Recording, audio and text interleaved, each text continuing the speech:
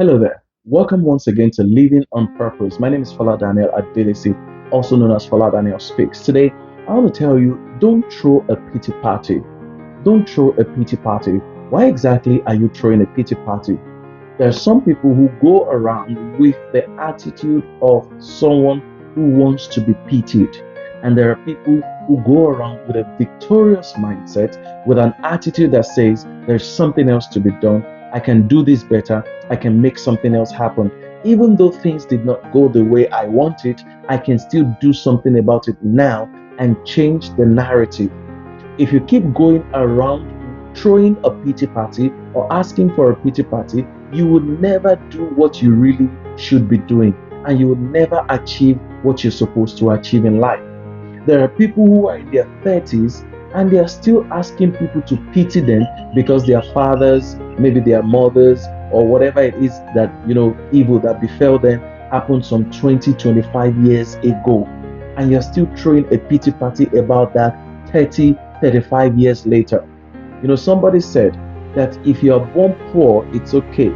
It's not your fault. But if you remain poor when you become an adult, that's absolutely your fault because you need to take responsibility.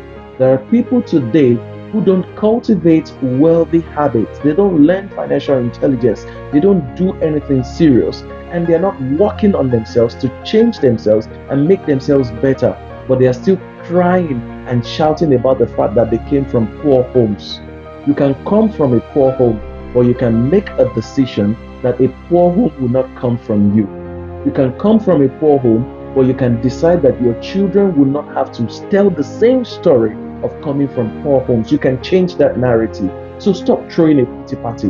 Something happened to you 5 years ago, 10 years ago, and that's what you're still holding on to, explaining, oh, this is why I haven't succeeded, oh, this is why this has not been done. No, stop all of that. When you throw a pity party, what happens is that you spend more time asking people to pity you.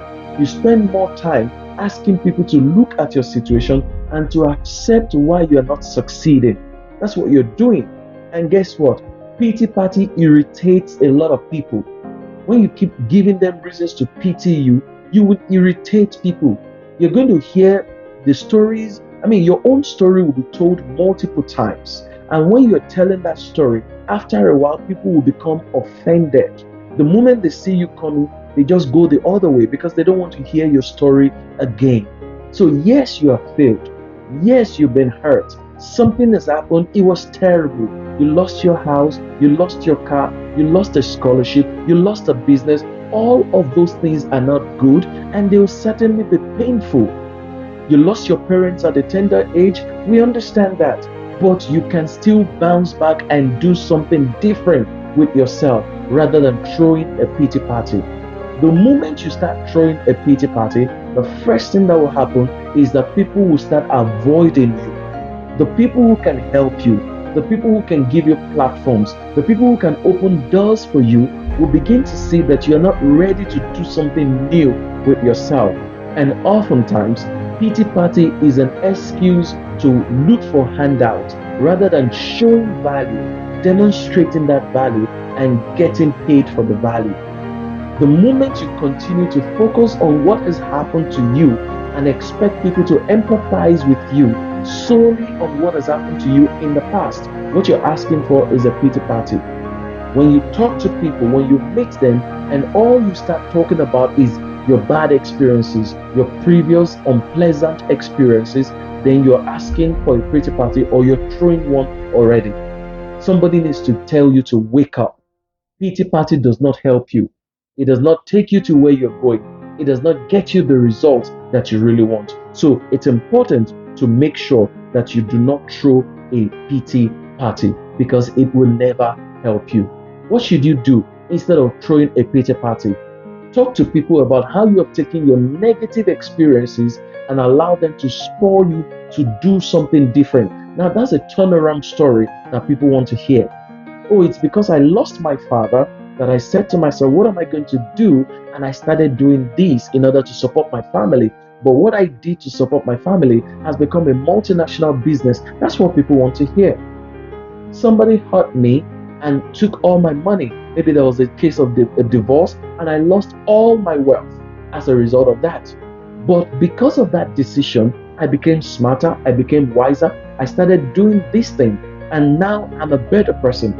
Oh, we lost our parents. They died intestate, meaning that they didn't have a will when they were alive. And it became an issue, it became a big deal. We couldn't even access their properties. So today, when you see me demonstrate a level of financial intelligence, it's because of my past experiences. That's what people want to hear.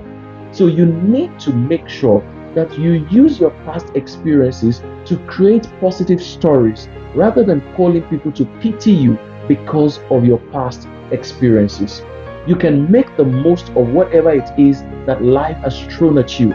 You can make a lemonade out of the lemon, or you can choose to go around with your lemon, showing people that look at my lemon is bad, it's rotten, it's decayed. But instead of going around showing people the rotten and the decayed lemon, you can actually show them the lemonade that you have made out of it. So don't throw a pity party. Show us your turnaround stories. Get to work now and take the negative circumstances, turn them around, and people will be willing to hear you. They will even pay you to tell your stories. Thank you for listening. Please head on now to www.youtube.com/Fola Daniel Speaks. Thank you.